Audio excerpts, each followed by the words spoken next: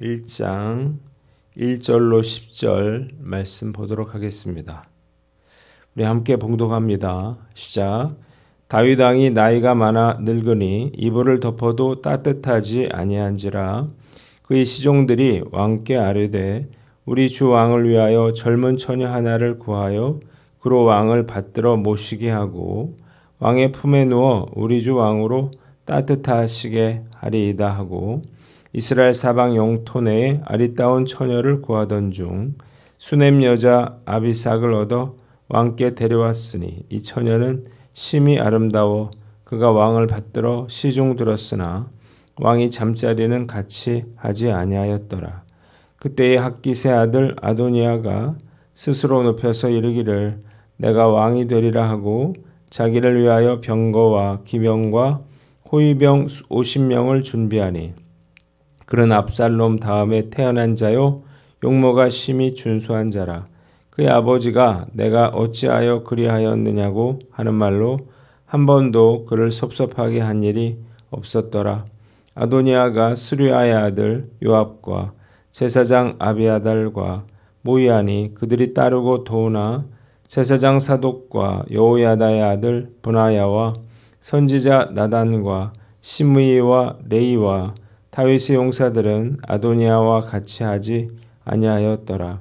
아도니아가 에느로겔 근방 소일렛 바위 곁에서 양과 소와 살찐 송아지들을 잡고 왕자 곧 자기의 모든 동생과 왕의 신하된 유다 모든 사람을 다 청하였으나 선지자 나단과 브나야와 용사들과 자기 동생 솔로몬은 청하지 아니하였더라. 아멘. 오늘은 열왕기상 1장 말씀을 가지고 다윗의 노쇠함과 아도니아의 야망이라고 하는 제목으로 묵상 나눔 하도록 하겠습니다. 먼저 1절로 4절이 다윗 왕의 노쇠함입니다. 한번 따라해 봅시다. 다윗 왕의 노쇠함. 자, 본문은 다윗 왕의 노년에 관한 이야기입니다. 오늘 본문 보니까 다윗 왕이 나이가 많아 늙어 이불을 덮어도 따뜻하지 않았다 이렇게 되어 있습니다.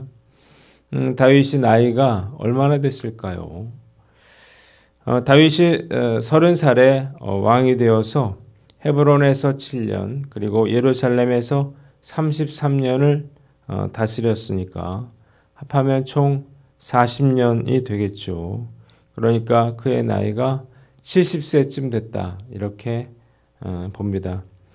그의 건강 상태는 많은 전쟁과 환란으로 인해서 쇠약해질 대로 쇠약해졌어요. 그래서 몸의 온기가 체온이 떨어진 그러한 상태였습니다. 그래서 거동이 어렵고 침실에서 침상에 줄곧 머물러 있어야만 했습니다. 이제 그가 나라를 다스리기에는 너무나 쇠약해졌습니다. 이것은 많은 신하들을 근심케 하는 그러한 심각한 문제였어요. 아직 후계자가 지명되지 못한 상태에서 이 다윗의 건강은 국가적인 그러한 중대사였기 때문입니다. 고민하던 신하들은 다윗에게 젊은 처녀 하나를 데려다가 왕을 받들어 모시게 해달라 그렇게 요청을 합니다. 다윗 왕의 체온 저하를 치료하기 위해서 젊은 처녀의 온기가 필요하다 이렇게 생각했기 때문이에요. 다윗이 허락을 했어요. 그러자 신하들이 전국을 뒤져서 수넴 여자 아비삭을 왕에게로 데리고 옵니다. 아비삭은 심히 아름다웠지만 다윗은 그녀와 관계를 갖지는 않았습니다. 다윗의 노쇠함은 아도니아가 다윗의 후계자를 자처하고 그 반란을 꾀하는 빌미를 제공해 주게 됩니다. 한번 따라해 봅시다. 죽음을 기억하라. 노쇠함으로 인해서 다윗이 이불을 덮고 누워서 떨고 있는 그러한 나약한 모습을 보면서 참 인생 무상을 느끼게 됩니다. 골리앗과의 싸움에서 승리하고 또 수없이 많은 전쟁에서 승리했던 다윗의 영광스러운 시절은 다 지났어요. 그리고 이제 늙고 병든 노인이 돼서 죽음을 앞두고 있는 것입니다. 그 어떤 것으로도 세월을 막을 수는 없었습니다. 말씀을 묵상하면서 저 역시 다윗처럼 이렇게 늙고 병든 때가 곧 올 것이라 이런 사실을 깨닫게 됩니다. 세월이 정말 빠르게 흘러가기 때문인데 저는 병원 신방을 갈 때마다 나도 이 자리에 눕게 될 때가 멀지 않았다 그렇게 생각합니다. 아이 엄마들은 우리 아이들이 빨리 컸으면 좋겠어요 그렇게 말을 합니다. 그러면 저는 엄마들에게 이야기를 해요. 아이들이 크는 만큼 우리가 늙는 거야. 우리에게 주어진 시간은 그리 많지 않습니다. 그런데 많은 사람들이 이 시간의 소중함을 잘 모르고 있습니다. 헛되이 써버리고 후회합니다. 시간은 돈보다 중요하죠. 돈은 언제라도 다시 벌 수 있지만 한번 지나가 버린 시간은 그 누구도 돌이킬 수가 없기 때문이에요. 나이 들어서 후회하지 않기 위해서는 나를 이 세상에 보내신 하나님의 뜻을 알고 그 뜻을 이루기 위해서 노력하며 살아야 합니다.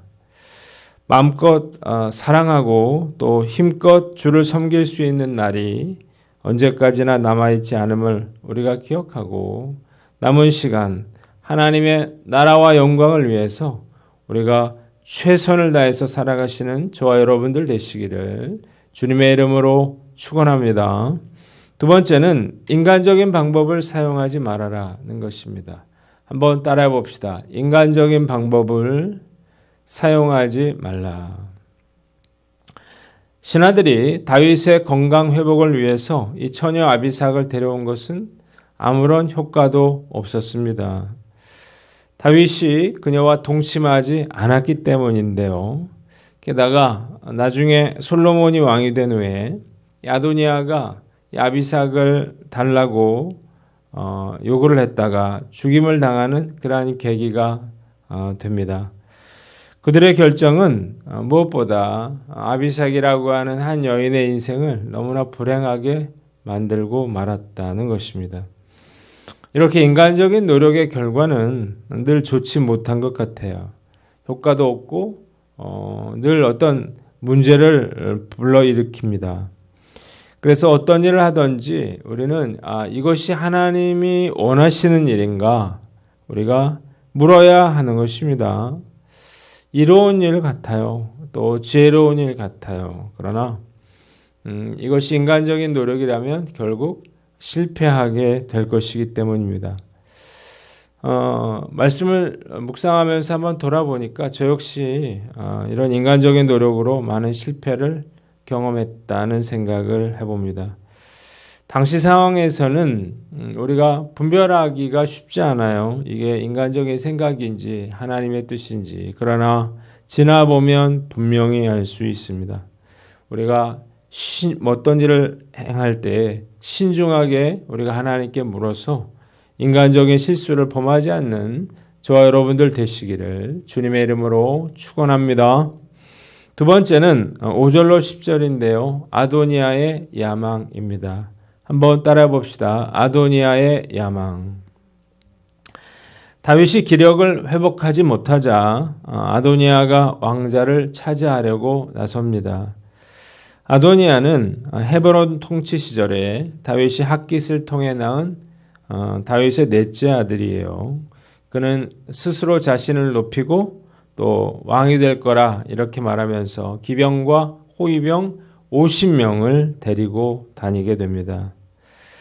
그가 이렇게 행동한 이유가 있어요. 첫째로 그가 다윗의 장자라 이렇게 생각했기 때문이죠. 자, 어떻게 그가 다윗의 장자가 되었나요? 다윗의 장자 암논은 다말 사건으로 인해서 피살이 됐습니다. 둘째 압살롬은 그 다윗을 반역했죠. 그래서 군대 장관 요압에 의해서 목숨을 잃게 됩니다. 셋째 길르압은 어렸을 때 죽은 걸로 보입니다. 그 다음이 바로 아도니아였어요. 그러니까 순서대로 한다면 그가 왕의 곁을 서열 1위였다는 것입니다. 두 번째는 다윗이 아도니아가 이 용모가 준수하고 다윗의 총애를 받고 있었기 때문입니다. 오늘 6절 보니까 이 아도니아도 그의 형 압살롬처럼 용모가 준수했다. 그렇게 기록을 하고 있는데 지도자에게 있어서 준수한 용모는 엄청 큰 어드밴티지가 됩니다. 왜냐하면 백성들로부터 큰 호감을 불러일으키게 되기 때문이죠. 뿐만 아니라 다윗은 한 번도 그를 섭섭하게 한 일이 없었다 그랬으니까 다윗이 그를 아끼고 총애했다는 것을 알 수 있습니다. 세 번째, 가장 중요한 이유인데 7절에 그가 가장 중요한 그러한 사람들을 이미 포섭했기 때문이에요. 그는 군대 장관 요압과 대제사장 아비아다를 포섭했어요. 이것은 그에게 천군만마를 가진 것과 같았습니다. 왜냐하면 군대 장관과 이 대제사장은 정말 핵심 중에 핵심 인물이었기 때문이죠. 요압이 솔로몬이 아니라 아도니아를 택한 이유가 뭘까요? 경건하고 온유한 성격의 솔로몬보다는 야심만만하고 준수한 그러한 용모를 가진 아도니아를 왕으로 세워서 다윗 사후에도 계속해서 권세를 확보하려 했기 때문입니다. 대제사장 아비아달이 다윗을 거스르고 이 아도니아의 편에 선 이유는 분명하지 않지만 당시 공동 제사장이었던 사독을 시기했기 때문이 아닌가 그렇게 추측하고 있습니다. 그러나 제사장 사독과 선지자 나단과 시므이와 레위와 다윗의 용사들은 아도니아와 함께하지 않았습니다. 마침내 아도니아가 에느로겔 근처에 있는 소엘렛 바위 곁에서 양과 소와 살찐 송아지들을 잡아서 잔치를 베풉니다. 그러나 이것은 단순한 그러한 잔치 음식이 아니었습니다. 제사에 쓰이는 희생 제물이었습니다. 압살롬 역시 제사를 가장하여서 반역을 일으켰죠. 그래서 아도니아가 잔치 제사를 베풀므로써 이 반역 거사를 도모한 것입니다. 아도니아는 자기 형제인 왕자들과 왕의 신하들은 초청을 했지만 나단과 보나야와 용사들과 자기 동생 솔로몬은 초청하지 않았습니다.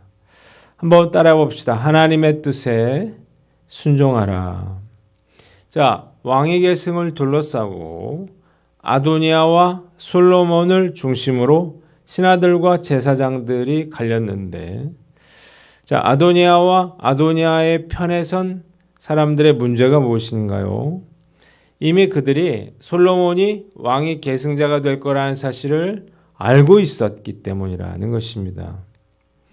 이스라엘의 왕이 되는 데 있어서 가장 중요한 것이 무엇인가요? 장사권이라든지 용모라든지 능력이 아니라 하나님의 선택이 가장 중요한 것입니다. 이를 알면서도 아도니아가 왕이 되려고 하는 것은 분수를 넘는 일이고 그리고 하나님을 대적하는 일이 되는 것입니다. 결국 이 일에 가담한 모든 자들은 무서운 하나님의 심판을 받게 될 것이었습니다. 하나님의 뜻을 거스르고 인간적인 욕망을 따르면 반드시 실패한다는 사실을 믿으시기를 바랍니다. 그런데 사실 이게 결코 쉽지 않습니다. 내가 하고 싶은 일을 참는다, 중단한다고 하는 것은 어쩌면 거의 불가능한 일이 아닐까 싶어요. 돈이 있어요. 그런데 내가 정말 사고 싶은 게 있는데 그걸 참아야 하는 것. 내가 먹고 싶은 것이 있는데 그걸 내가 참아야 하는 것. 내가 그 자리에 오를 수 있는데 내가 그거를 사양한다고 하는 것 참 어려운 일이죠. 보통은 돈이 없어도 사죠. 일단 하고 봅니다. 자, 그래서 이게 결정적인 순간에 우리가 하나님께 순종하기 어려운데 우리가 순종을 하려면 평소부터 우리가 순종하는 그러한 연습을 하셔야 하는 것입니다. 그래야만 아도니아처럼 파멸에 이르지 않게 되는 거예요. 하나님이 하지 말라고 하는 것은 해서는 안 됩니다. 자, 나는 어떤가? 제가 한번 생각해 봤는데, 저도 노력을 많이 하는데도 이게 참 쉽지가 않습니다. 예전에 이영표 선수가 이탈리아 명문 AS 로마에 입단 제의를 받게 됩니다. 그래서 이게 막 기사가 됐죠. 엄청난 그런 그 화제가 됐는데, 그런데 이영표 선수가 어떻게 했습니까? AS 로마 가는 걸 포기해 버려요. 이유가 무엇인가요? 처음에 제대로 얘기를 안 했어요. 그리고 어디로 갑니까? 사우디 알 힐랄이라고 하는 곳에 갔는데 사람들이 정말 이해를 하지 못했습니다. 나중에 간증을 했죠. 뭐라고 했습니까? 하나님께서 AS 로마로 가지 말아라. 그렇게 말했다는 거예요. 나중에 뭐라고 했습니까? 신앙적인 이유로 가지 않았다. 그랬거든요. 그래서 사람들이 더 이상해했어요. 신앙적인 이유로 왜 사우디로 가느냐. 그랬는데 정말로 대단한 사람이다. 그런 생각이 들었어요. 그러면서 야, 목사가 축구 선수보다는 믿음이 좋아야 될 텐데 순종할 줄 알아야 될 텐데 이런 생각을 해봅니다. 여러분들은 어떤가요? 내가 정말 하나님의 뜻이 무엇인가를 우리가 먼저 분별하시고 그 뜻에 순종하는 저와 여러분들 되시기를 주님의 이름으로 축원합니다. 두 번째는 자식을 징계하라는 것입니다. 한번 따라해 봅시다. 자식을 징계하라. 아도니아가 하나님의 뜻을 거스르고 인간적인 욕망을 따랐던 이유 중에 하나는 다윗의 유별난 자식사랑 때문이었다는 것입니다. 그는 자식을 훈계하는데 소홀했어요. 6절에 보니까 한 번도 다윗이 아도니아를 책망하여 섭섭지 않게 했다. 이런 말이 나오는데 위대한 신앙의 사람 다윗은 부모 교육에 있어서는 빵점이에요. 암논이 압살롬의 누이 다말을 강간한 일에 대해서 다윗은 침묵했습니다. 그래서 압살롬이 암논을 살해하고 반역을 일으키도록 그렇게 만들었어요. 그런데 아도니아 역시 뭐라고 했습니까? 한 번도 책망하거나 징계하지 않았다는 거예요. 그래서 그를 결국 파멸로 이끌어가게 되는 것입니다. 자식에게 안 된다 이렇게 말하지 않고 모든 걸 다 해주게 되면 참을 줄 모르는 아이가 되고 참을 줄 모르는 아이는 그 누구에게도 사랑받을 수 없는 아이가 되는 것입니다. 단호하게 안 되는 것은 안 돼 이렇게 말할 줄 알아야 하는 거예요. 부모의 말에 순종하지 않는 자식은 그 누구에게도 하나님께도 순종할 수가 없기 때문이에요. 그래서 잠언 13장 24절에 매를 아끼는 자는 그의 자식을 미워함이라 자식을 사랑하는 자는 근실이 징계하느니라 그렇게 말을 하고 있습니다. 자녀를 훈계하지 않는 것은 하나님의 명령을 거역하는 것이다 라고 하는 사실을 믿으시기를 바랍니다. 징계해야 될 때 징계하지 않는다면 나중에 자식으로 하여금 더 큰 고통을 당하도록 만드는 것이에요. 도둑질을 해서 유치장에 갇혀있는 아들에게 어머니가 면회를 갔어요. 아들은 그 어머니를 보자마자 어머니를 향해서 침을 뱉습니다. 어머니가 말했어요. 아니, 면회 온 엄마한테 이게 무슨 짓이냐. 영문을 모르고 이 침뱉음을 당한 어머니가 그 이유를 물었더니 아들이 이렇게 대답을 했습니다. 제가 이렇게 된 것은 다 어머니 때문이에요.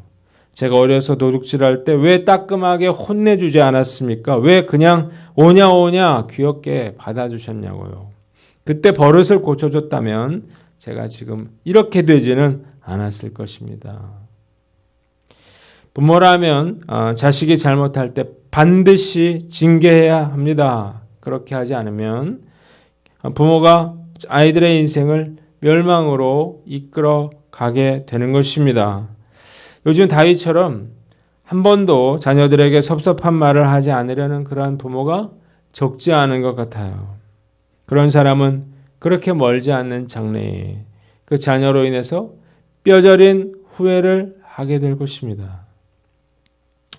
저뿐만 아니라 우리 사랑하는 성도들이 정말 자녀를 하나님의 말씀대로 잘 양육할 수 있도록 최선을 다해 가르치고 도우며 살아가는 저와 여러분들 되시기를 주님의 이름으로 축원합니다. 기도하겠습니다.